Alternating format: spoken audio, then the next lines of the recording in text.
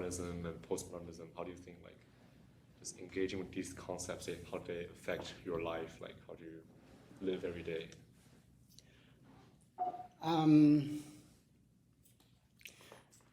Well, whether you're a scholar or you're a common person, every day you have to face this thing right in front of your face. That is modernity and postmodernity.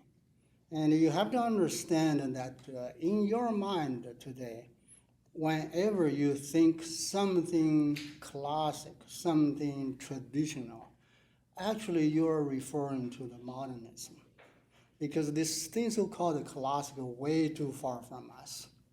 And so whenever you have a conflict, you say, I have some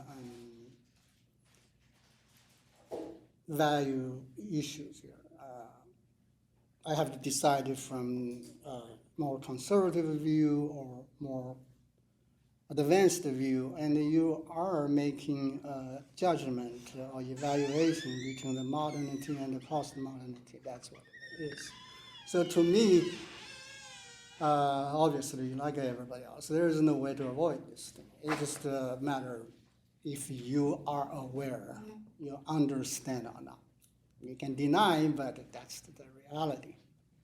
So because of that, obviously, in my personal life, in my scholarly work, I have to face those things. So this book essentially is about my thinking and my reflections on myself and also on some of the established theories. How does the modernity and the postmodernity affect our life and affect our thinking process?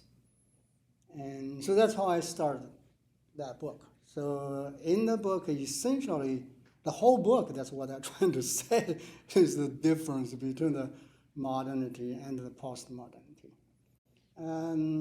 Which I think today people tend to have different views about things, as always we do. But I think some people like to give too much credits to postmodernism, and some people like to give too much criticism. And others are trying to utilize anything they get for their own benefits. For instance, the idea of deconstruction, particularly, how you say, Jacques Derrida, or we say Derrida, his theory. A lot of people use that as a more left-wing a tendency or attention to trying to do something. And others trying to say it's too destructive. So either way, people just trying to do things in their own sense and in their own purpose of their own benefits. So somebody like me, I'm not an official scholar. I'm not in the institution. So I don't have to worry somebody will demote me or promote me. I'm on my own. I worked really hard since I came to this country. I made enough money, I don't have to worry about that. So to me, scholarly behavior is a completely personal thing. So I want to go after the truth, not the truth as the absolute truth, at least the truth in a specific given space and time. So everything I said, everything I did in that book, it's for that effort. Yeah. Nice to meet you, Mr. Fann. My name is Frank. Just out of my own curiosity, and also probably I didn't get the essence of your critiques on, obviously, like, from my understanding, you definitely criticize some of the postmodern art. So I'm wondering, like, are you actually criticizing the idea behind it, or you are more criticizing the false realization of the idea, such as like Jeff Koons' rabbit. Like if you go to his interview, he does have a very deep understanding of his own work. So are you actually criticize his understanding, like his interpretation of his own work, or do you think his art technique is not the right realization of his work? So that's a very good question.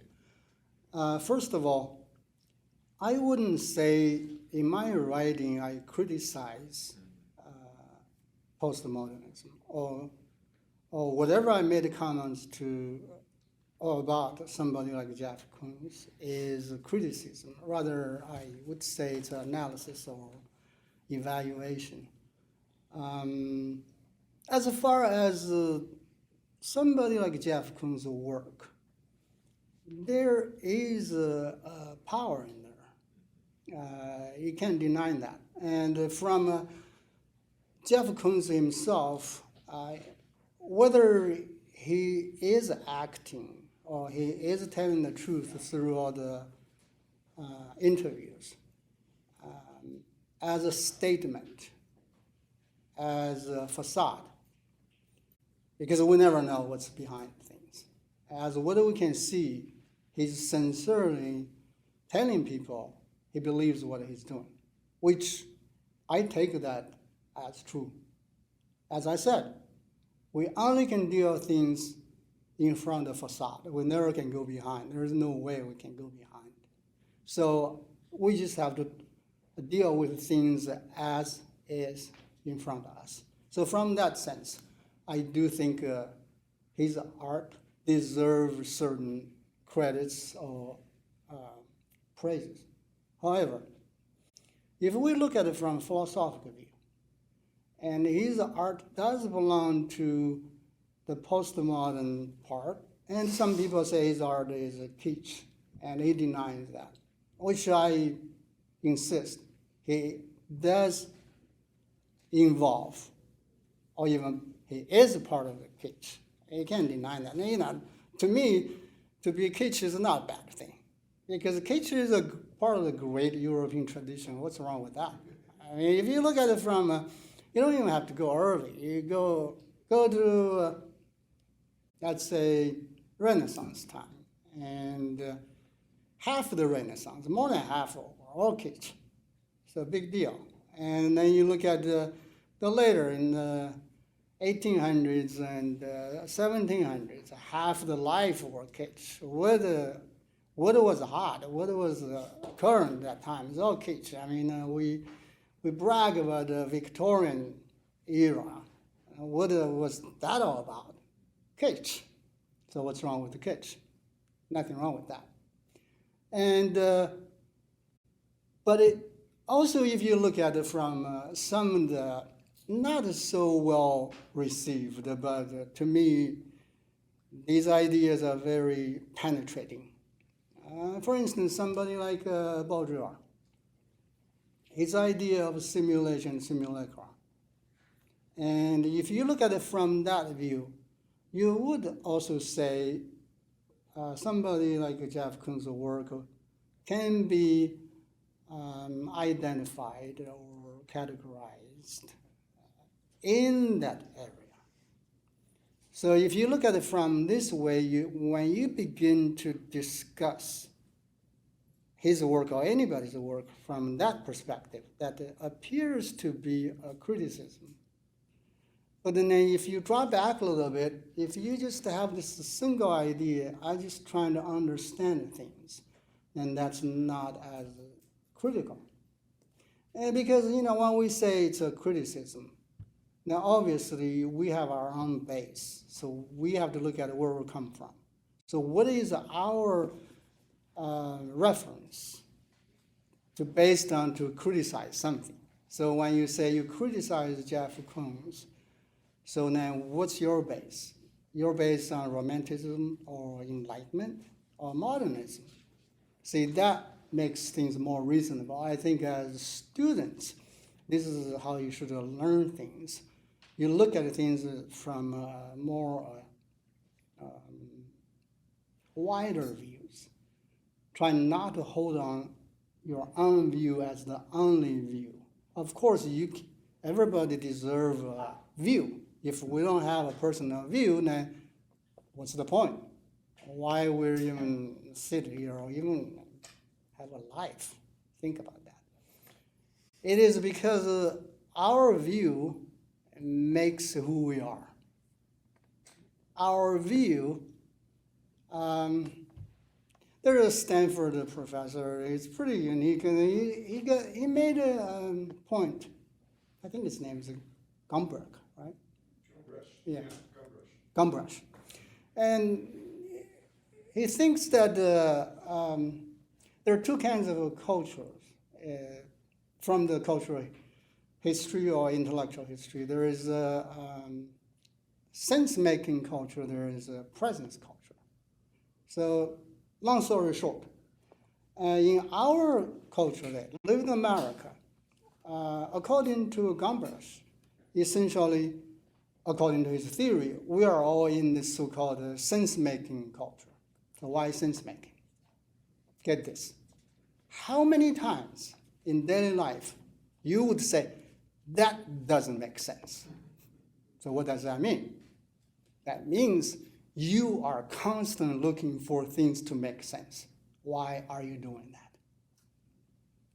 Because you're looking for meaning in life. Everything has to have a meaning. If there is no meaning, then what's the point?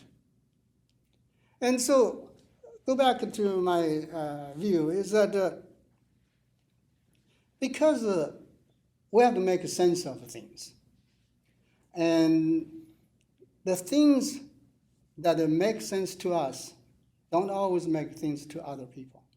So that's what makes who we are. So we do have to defend and define our personal views. There is nothing wrong with that. We have to do that.